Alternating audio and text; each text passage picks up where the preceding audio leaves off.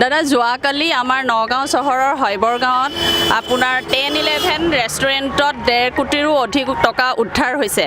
আৰু তাতে আমাৰ কংগ্ৰেছৰ বহুত ধৰণৰ বেজ পোৱাও গৈছে আপুনি সেই বিষয়ত কি ক'ব এই বিষয়ত মানে কংগ্ৰেছে কালিয়ে নহয় কালি ধৰা পৰিছে বহুত কোটি কোটি টকা মানে তেওঁলোকে বিলাই পেলাই ৰাইজৰ পৰা ভোট আদায় কৰিব বিচাৰিছে আৰু কালি ধৰা পৰিছে তাৰ আগতো আমি দলৰ ফালৰ পৰাও ধৰা পেলাইছোঁ কিন্তু সেইটো মানে গ্ৰহণযোগ্য হোৱা নাই কাৰণ দলীয় মানুহে ইয়াৰ প্ৰতিবাদ কৰিছে বুলি পেলাই দলীয় মানুহে এইটো মেকিং কৰিছে বুলি কয় কিন্তু কালিতো প্ৰশাসনেও পাইছে এইটো ধৰা পৰিছে আজি তাৰ জ্বলন্ত প্ৰমাণ আমাৰ দক্ষিণপাটত এখন তেওঁলোকৰ সভা পাতিছে তালৈ ভোটাৰক আমাৰ গাঁৱৰ কিছুমান ভোটাৰ নুঠা ল'ৰা 14 বছৰীয়া 16 বছৰীয়া ল'ৰাক প্ৰতিজনকে মানে 500 টকা দি ভোটাৰ মিটিঙলৈ আনিছে আৰু মিটিঙত আজি মানুহ হোৱা নাই মাত্ৰ 500মান মানুহৰ ভিতৰত তেওঁলোকে সভা পাতি পেলাই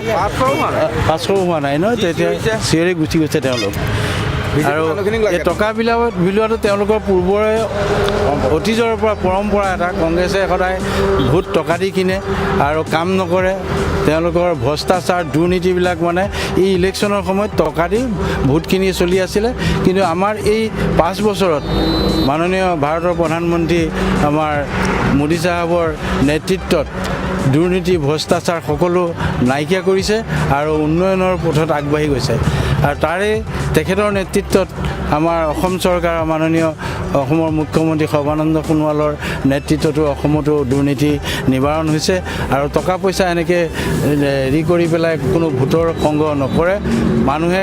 উন্নয়ন দেখি উন্নয়নৰ প্ৰতি সদায় আগ্ৰহী হৈ আৰু তেওঁলোকক সমৰ্থন জনায় জনসাধাৰণ এতিয়া সদায় উন্নয়নৰ পথে আগবাঢ়ি গৈছে আৰু তাৰ লগে লগে আমাৰ নগাঁও বৰ্তমানৰ লোকসভাৰ প্ৰাৰ্থী ৰূপক শৰ্মা ডাঙৰীয়াই 2.5 বছৰত আমাৰ সমষ্টিটোত যিমানবোৰ উন্নয়ন কৰিলে সেই উন্নয়নৰ প্ৰতি লক্ষ্য ৰাখি কংগ্ৰেছৰ মানুহো আমাৰ এতিয়া বিজেপিৰ প্ৰতি ধাৱমান হৈছে বিজেপিক মানে ছাপোৰ্ট কৰিছে কৰাৰ লগে লগে তেওঁলোক এতিয়া পথভ্ৰষ্ট হৈ গৈছে কংগ্ৰেছ হৈ তেওঁলোকে টকাৰে ভোট কিনিব বিচাৰিছে আজি জ্বলন্ত প্ৰমাণ যিটো দক্ষিণপাটত ভোটাৰ 14 বছৰীয়া 16 বছৰীয়া ল'ৰাক টকা দি কিনিছে তেওঁলোকে ভোট দিব নোৱাৰে কিন্তু আমাৰ যে এই মিটিংখনত মানুহ দেখুৱাবৰ কাৰণে তেওঁলোকে ভোট টকা দি ভোট কিনি মানে মানুহ সংগ্ৰহ কৰিছে নমস্কাৰ আপুনি যোৱাকালি যিহেতুকে আপুনি গম পাইছে নগাঁও চহৰৰ হৈবৰ গাঁৱত আমাৰ 10-11 ৰেষ্টুৰেণ্টত আপোনাৰ 1.5 কোটিৰো অধিক টকা আপোনাৰ উদ্ধাৰ কৰা হৈছে সেই সংক্ৰান্তত আপুনি কি ক'ব আৰু যিহেতুকে তাত কংগ্ৰেছৰ বেজো কিবা কিবি পোৱা বুলি কৈছে সেই সংক্ৰান্তত আপুনি কি ক'ব চাওক এইটো মই কৈছোঁ যে কংগ্ৰেছৰ নিৰ্বাচনৰ সময়ত এইটো এটা পৰম্পৰা নীতি আছে তেখেতলোকৰ জনসমৰ্থন নাই আৰু তেখেতলোকে মানে প্ৰত্যেকটো নিৰ্বাচনৰ সময়তে তেখেতলোকে ভোট কিনাৰ চেষ্টা কৰে আৰু ভোট কিনিবলৈ গ'লে অকল এইবাৰেই নহয় প্ৰতিবাৰতেই প্ৰতিটো ইলেকশ্যনে পঞ্চায়ত ইলেকশ্যনে হওক বা বিধানসভাই হওক লোকসভাই হওক তেওঁলোকে এই নীতিটো কৰে কাৰণ এই নীতিটো কিয় কৰে তেওঁলোকৰ গণভিত্তি কমি গৈছে কমি যোৱাৰ স্বাৰ্থত তেখেতে প্ৰাৰ্থীজন জিকোৱাৰ স্বাৰ্থত মানে তেওঁলোকে এনেধৰণে বহু ঠাইত মানে ধন বিলাই ভোট সংগ্ৰহ কৰাৰ স্বাৰ্থ আৰু এইটো এটা এই যে টকা বিলাইছে এই টকা বিলিওৱাতে আজি সমগ্ৰ দেশত এইটো প্ৰচাৰ হৈছে গতিকে ভাৰতীয় জনতা পাৰ্টীয়ে টকা বিলোৱা নাই নিজে স্বতঃস্ফূৰ্তভাৱে ওলাই আহিছে গতিকে অসম তথা ভাৰতবৰ্ষৰ ৰাইজে আজিকালি ইমান বুৰ্বক নহয় যে ধন টকা দিলেই যে তেখেতলোক বিক্ৰী যাব তেওঁলোকে যিমানেই বেজ নুলিয়াওক টকা নিদিয়ক আজি 1.5 কোটি নালাগে ইয়াৰ আগত বহুত টকা দি বিলাইছিল বিলোৱাৰ পিছতো তেওঁলোকে কিন্তু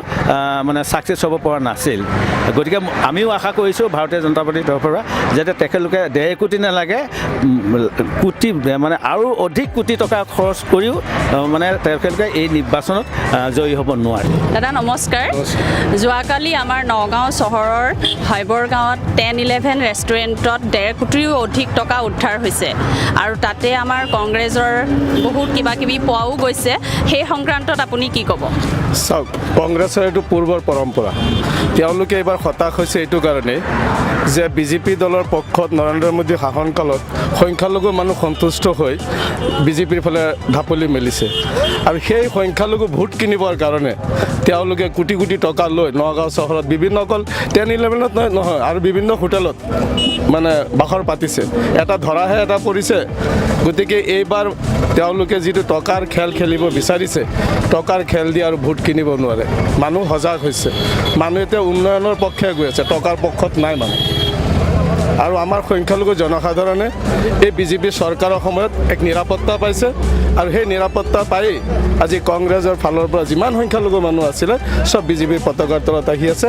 আৰু এইবাৰ নগাঁও সদৰ সমষ্টিত সংখ্যালঘু জনসাধাৰণে ৰূপক শৰ্মাক যি উন্নয়নৰ গতি যি ধাৰাৰ প্ৰতি সন্মান জনাই এইবাৰ ৰূপক শৰ্মাক পদুম ফুলৰ ছবিত সংখ্যালঘু মানুহে ভোট দিব আৰু নৰেন্দ্ৰ মোদীক পুনৰবাৰ সংখ্যালঘু মানুহে প্ৰধানমন্ত্ৰী হিচাপে বিচাৰিছে নমস্কাৰ দাদা আমি নগঞা কণ্ঠৰ পৰা আহিছিলোঁ যোৱাকালি নগাঁও চহৰৰ শৈবৰ গাঁৱত 10-11 ৰেষ্টুৰেণ্টত 1.5 কোটিৰো অধিক টকা উদ্ধাৰ হৈছে আৰু তাতে কংগ্ৰেছৰ বিভিন্ন ধৰণৰ বেজ কিবা কিবি পোৱাও গৈছে সেই সংক্ৰান্তত আপুনি কি ক'ব এইটোতো এটা ডাঙৰ পৰিতাপৰ কথা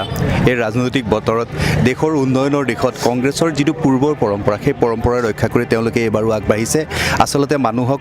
কিনিবলৈ চেষ্টা কৰিছে তেওঁলোকৰ সেই মানসিকতাটোক আচলতে মই ধিক্কাৰ দিছোঁ কম্বলৰ ৰাজনীতি আছিল সেই ৰাজনীতিটো তেওঁলোকে এতিয়াও পৰিহাৰ কৰিব পৰা নাই এতিয়া মানুহকো মানে কিনাৰ প্ৰচেষ্টা চলাইছে গতিকে এই প্ৰচেষ্টাক ৰাইজে প্ৰতিহত কৰি পেলাই এইবাৰ আকৌ পুনৰ নৰেন্দ্ৰ মোদীক কেন্দ্ৰত অধিষ্ঠিত কৰিব আৰু আমাৰ নগাঁও সদৰ সমষ্টিৰ পৰা যিগৰাকী প্ৰাৰ্থীৰ প্ৰতিচ্ছবি তাত লাভ কৰিছে তেওঁক